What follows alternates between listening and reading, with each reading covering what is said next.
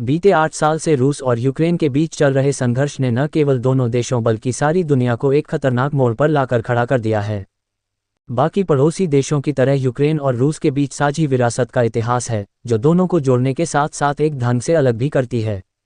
ये कहानी 9वीं सदी में मौजूदा यूक्रेन की राजधानी कीव से शुरू होती है। कीव प्रथम स्लाविक साम्राज्य की राजधानी थी। इस राज्य का गठन स्कैंडिनेवियन कबीले ने किया था जो स्वयं को रूस कहते थे। यही महान मध्यकालीन राज्य बाद में कीवियन रूस कहलाया। 12वीं सदी में मॉस्को की स्थापना हुई। तब ये शहर कीवियन रूस साम्राज्य की उत्तर पूर्वी सरहद थी। विरासत की कहानी। इस साम्राज्य में ऑर्थोडॉक्स क्रिश्चियन धर्म का बोलबाला था। साल 988 में कीव सम्राट व्लादिमीर प्रथम या सेंट व्लादिमीर स्वयातोस्लाविच द ग्रेट ने इस मत को अपनाया था। व्लादिमीर प्रथम ने मध्यकालीन रूस राज्य का विस्तार मौजूदा बेलारूस, रूस और यूक्रेन से लेकर बाल्टिक सागर तक किया। इस सारे क्षेत्र में बोली जाने वाली कई बोलियों से बेलारूसी, यूक्रेनी और रूसी भाषाएं निकलीं। ये साझी विरासत इन तीनों देशों को सांस्कृतिक रूप से जोड़ती है। हाल ही में व्लादिमीर पुतिन ने घोषणा की थी कि रूसी और यूक्रेनी लोग एक हैं, लेकिन जानकार इससे सहमत नहीं हैं। वो कहते हैं कि दोनों की उत्पत्ति बेशक एक ही राज्य से हुई हो, पर बीती 9 सदियों में यूक्रेन का अनुभव अलग रहा है, क्योंकि उसकी तकदीर का फैसला अलग अलग समय पर अलग अलग ताकतों ने किया है। यूनिवर्सिटी कॉलेज ऑफ लंदन में यूक्रेनियन स्टडीज़ के प्रोफेसर डॉक्टर एंड्रू विल्सन कहते हैं, यूक्रेन को एक क्षेत्र या एक पहचान में बांधने के बजाय एक उलझी पहेली की तरह देखना जरूरी है।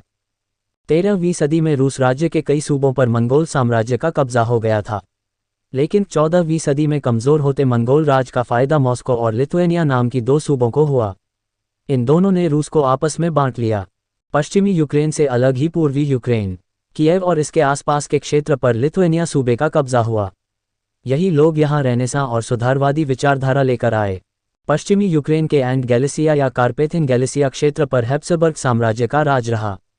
उस इलाके में अब भी उस काल की सांस्कृतिक विरासत देखी जा सकती है।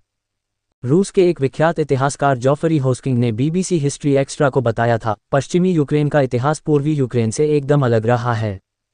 पश्चिमी यूक्रेन में कई लोग रशियन ऑर्थोडॉक्स चर्च के अनुयायी नहीं हैं। वे ईस्टर्न कैथोलिक चर्च को मानने वाले हैं। ये मत पोप को अपना आध्यात्मिक गुरु मानती है। इसके अलावा यूक्रेन का क्राइमिया क्षेत्र भी बाकी देश से काफ़ी अलग है। यहाँ का संबंध ग्रीक और तातार लोगों से रहा है और मध्यकाल में क्राइमिया रूसी एवं ऑटोमन साम्राज्य के अधीन भी रहा है। 17वीं सदी में लिथुएनिया पोलैंड के राष्ट्रमंडल और रूस के जार सम्राटों के बीच युद्ध ने डनाइपर नदी के पूर्व के सारे इलाके रूस नियंत्रण में चले गए।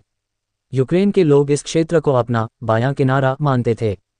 मौजूदा यूक्रेन जहां है, उसके मध्य और उत्तर पश्चिमी इलाके में 17वीं शताब्दी में एक राज्य था, जिसे साल 1764 में रूस की साम्राज्ञी कैथरीन द ग्रेट ने विलय कर लिया। उन्होंने पोलैंड के अधिकार वाले यूक्रेन के इलाके पर भी अधिकार हासिल कर लिया। आने वाले सालों में एक नीतिगत आदेश के तहत यूक्रेन की भाषा के उपयोग और अध्ययन पर रोक लगा दी गई। आस्था को लेकर भी लोगों पर दबाव बनाया गया और इस तरह एक छोटी जातीय समूह की रचना कर दी गई। अनसुलझी पहेली। इसी बीच पश्चिम के कई देशों में राष्ट्रवाद की लहर चली। इसका असर पोलैंड से लेकर ऑस्ट्रिया तक नजर आया। इस दौरान यहाँ कई लोगों ने रूस के लोगों से अलग दिखाई देने के लिए खुद को यूक्रेनी बताना शुरू कर दिया। लेकिन 20वीं सदी में रूस की क्रांति हुई और सोवियत संघ का गठन हुआ। इस दौरान यूक्रेन से जुड़ी पहेली को नई शक्ल मिली। सोवियत नेता जोसेफ स्टालिन ने दूसरे विश्व युद्ध की समाप्ति पर पोलैंड से पश्चिमी यूक्रेन का अधिकार हासिल कर लिया। 1950 के दशक में मॉस्को ने क्राइमिया को यूक्रेन के हवाले कर दिया। ये सोवियत संघ का ही हिस्सा था। इस फैसले के बाद भी रूस से गहरे संपर्क कायम रहे और ब्लैक सी में रूस का जो बेड़ा था, वो सांकेतिक रूप से इसकी पुष्टि करता था। सोवियत सरकार ने यूक्रेन पर और जोरदारी के साथ रूस का प्रभाव थोपने की कोशिश की। कई बार यूक्रेन को इसकी बड़ी कीमत चुकानी पड़ रही थी।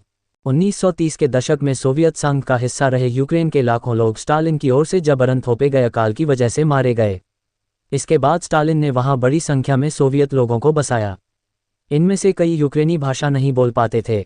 इस इलाके से उनके संपर्क और संबंध भी बेहद सीमित थे। ये कोशिश पूर्वी इलाके को फिर से बसाने की थी। हालांकि सांस्कृतिक रूप से सोवियत संघ कभी यूक्रेन पर आधिपत्य साबित नहीं कर सका। होस्किंग के मुताबिक केंद्र की ओर से आर्थिक, राजनीतिक और सैन्य फैसले भले ही थोपे जाते रहे, लेकिन सांस्कृतिक और शिक्षा के क्षेत्र में यूक्रेन के पास एक खास स्वायत्तता थी। दबदबा भले ही रूसी भाषा का था, लेकिन प्राइमरी स्कूल में बच्चे यूक्रेनी भाषा सीखते रहे। इस भाषा में कई किताबें छपी। 20वीं सदी के दूसरे हिस्से में यूक्रेनी में शिक्षित लोगों के बीच एक मजबूत राष्ट्रवादी अभियान शुरू हुआ। साल 1991 में सोवियत संघ बिखर गया और साल 1997 में रूस और यूक्रेन के बीच संधि हुई।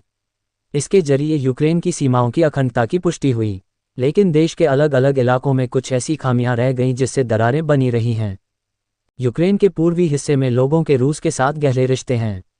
यहाँ रहने वाले लोग रूसी भाषा बोलते हैं और रूढ़िवादी हैं। यूक्रेन के पश्चिमी हिस्से में पश्चिमी देशों का प्रभाव नजर आता है। पोलैंड और हंगरी का असर यहाँ दिखता है।